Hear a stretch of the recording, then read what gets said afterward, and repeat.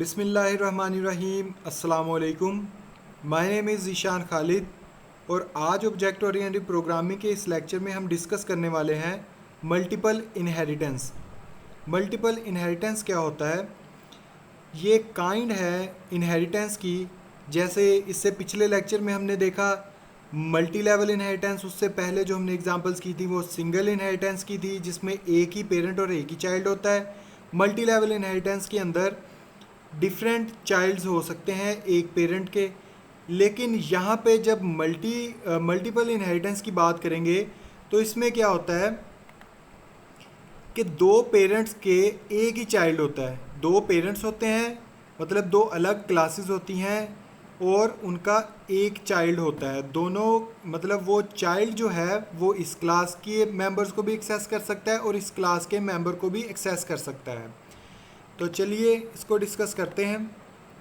Multiple inheritance, a type of inheritance in which a derived class inherit multiple base classes is known as multiple inheritance। आपके सामने ये class A है, class B है, ये दो different classes हैं लेकिन क्लास C दोनों को इनहेरिट कर रही है, तो इससे ये कहलाता है मल्टीपल इनहेरिटेंस। मतलब मल्टीपल, एक से ज़्यादा inheritance. In multiple inheritance the derived class combine the members of all base classes। जितनी भी बेस क्लासेस हैं उसके अंदर जितने भी मेंबर्स होंगे, ज़ाहिरी बात है अगर वो उन्हें ड्राइव कर रहा है तो वो सारे के सारे मेंबर्स को ड्राइव कर सकता है दोनों क्लासेस के। इसका सिंटैक्स मैं आपको यहाँ से समझाता हूँ। सिंटैक्स इसका बेसिकली क्या है, क्लास का कीवर्ड हम यूज़ करेंगे, चाइल्ड क्लास का नाम। तो यहाँ पर चाइल्ड क्लास का नाम भी नाम उलट हुआ है थोड़ा सा, चाइल्ड आप इसे कंसीडर करें, स्पेलिंग मिस्टेक है। क्लास चाइल्ड है और सेमी कॉलन के कॉलन्स के साथ जिस तरह पहले हम लिखते थे पब्लिक। पब्लिक क्या है, बेसिकली टाइप है इनहेरिटेंस की कि किस टाइप की इनहेरिटेंस हो रही है। और पेरेंट वन बेसिकली ये मैं आपको यहाँ से शो करवाता हूँ कि ये जो पेरेंट वन है वो पेरेंट वन इसको शो कर रहा है, पेरेंट टू इस क्लास को शो कर रहा है। ये दोनों क्लासेस इसे इनहेरिट कर रही हैं और यहाँ पे कोमा के थ्रू वो इसको हम डिफ्रेंशिएट करेंगे, इन दोनों का आपस में डिफ्रेंशिएट कोमा के थ्रू करेंगे। पब्लिक एक क्लास का नाम, कोमा पब्लिक दूसरी क्लास का नाम, ये दोनों क्लासेस इनहेरिट कर रही है चाइल्ड क्लास। यहाँ पर बुक में भी आप देख सकते हैं क्लास का keyword, class child, child class का नाम और कॉलन के साथ स्पेक, बेसिकली जो इसका स्पेसिफायर है उसको आइडेंटिफाई करने के लिए स्पेक लिखा है। यहाँ पे पब्लिक आ सकता है, प्रोटेक्टेड या प्राइवेट आ सकता है। पेरेंट क्लास वन का नाम, फिर parent class comma parent class two का नाम, उसका भी पब्लिक के साथ ही आएगा। इसकी एक एग्जांपल देख लेते हैं हम। एग्जाम्पल में क्या वो कह रहा है, क्लास ए है एक हमारे पास, उसकी बॉडी है, और क्लास बी है उसकी बॉडी है, और क्लास जो सी है वो इनहेरिट कर रही है क्लास ए को और क्लास बी को। बॉडी ऑफ क्लास सी, ये इस क्लास सी की बॉडी होगी।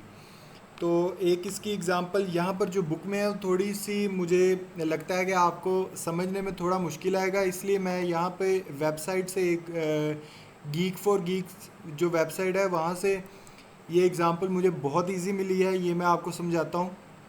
सबसे पहले हमारी हेडर फाइल्स हैं using name space dot std। ये हम कुछ कंपाइलर्स के अंदर ये लाइब्रेरी हम यूज़ करते हैं।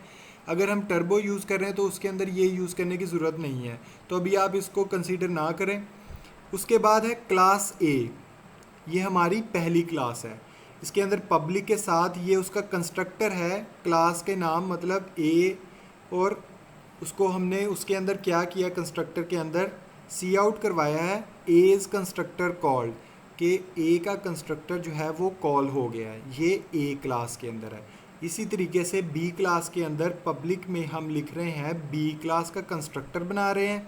कंस्ट्रक्टर आपको पता है कि जैसे ही हम एक क्लास का ऑब्जेक्ट क्रिएट करते हैं तो कंस्ट्रक्टर भी साथ में ही कॉल हो जाता है। अच्छा, उसके बाद है हमारे पास बी के अंदर भी सेम हमने वही चीज़ सी आउट करवा ली कि बी इज़ कंस्ट्रक्टर कॉल्ड, यहाँ पर बी का कंस्ट्रक्टर जो है वो कॉल हो रहा है। इसके बाद ये हमारे पास इस लाइन में मल्टी लेवल इनहेरिटेंस यूज़ हो रही है क्लास सी। उसके बाद हम यूज़ करेंगे कॉलन्स, फिर पब्लिक बी कोमा पब्लिक ए। यहाँ पर इन्होंने लिखा है नोट द ऑर्डर। अगर हम बी को पहले लिख रहे हैं तो आउटपुट भी बी का पहले आएगा, अगर हम ए को पहले लिखेंगे तो आउटपुट ए का पहले आएगा। तो पब्लिक ये सी क्लास की बात कर रहे हैं, ये बेसिकली मल्टीपल इनहेरिटेंस करने का तरीका है, उसका सिंटैक्स है। इसके बाद है इस सी क्लास की बॉडी के अंदर पब्लिक सी इसका कंस्ट्रक्टर है, उसके अंदर भी सेम वही चीज़ डिस्प्ले करवाई है, सी इज़ कंस्ट्रक्टर कॉल्ड। जैसे ही ऑब्जेक्ट क्रिएट होगा क्लास सी का तब ये किसका कंस्ट्रक्टर एग्जीक्यूट होगा और वो हमें आउटपुट शो करेगा। अब इसके बाद है वॉइड मेन हमारे पास या इंट मेन। इसके अंदर क्या है कि सिंपल हमने क्लास सी का सी नाम का एक ऑब्जेक्ट क्रिएट कर लिया और गेट सी एच कर दिया, ठीक है। इसकी आउटपुट आप देख सकते हो यहाँ पे, चूँकि हमारे पास क्लास बी जो थी वो पहले थी, इस वजह से क्लास बी का कंस्ट्रक्टर पहले कॉल हुआ है, फिर उसके बाद क्लास ए का कंस्ट्रक्टर कॉल हुआ है, फिर उसके बाद क्लास सी जो कि ड्राइव्ड क्लास है इन दोनों क्लासेस की, उसका कंस्ट्रक्टर कॉल हुआ है। इसका सीक्वेंस हम चेंज भी कर सकते हैं। यहाँ पे सपोज करें मैं एडिट करके, ये बेसिकली ऑनलाइन कंपाइलर है, तो यहाँ पर मैं चेंज करूँगा, यहाँ पर पब्लिक ए करूँगा और यहाँ पर पब्लिक बी करूँगा ताकि मेरे पास ए का आउटपुट पहले आए बी का बाद में आए। तो इसको मैं रन करता हूँ तो देखते हैं रिक्वेस्टिंग हो रही कंपाइलिंग की। अब ये हमारे पास जो मैंने चेंज किया है उसकी आउटपुट आई है। पिछली आउटपुट में हमारे पास बी पहले आ रहा था, इस आउटपुट में हमारे पास ए पहले आ रहा है, क्योंकि मैंने प्रोग्राम के अंदर थोड़ा सा चेंज किया है। पब्लिक ए मतलब ए क्लास पहले लिखी है, बी क्लास बाद में लिखी है।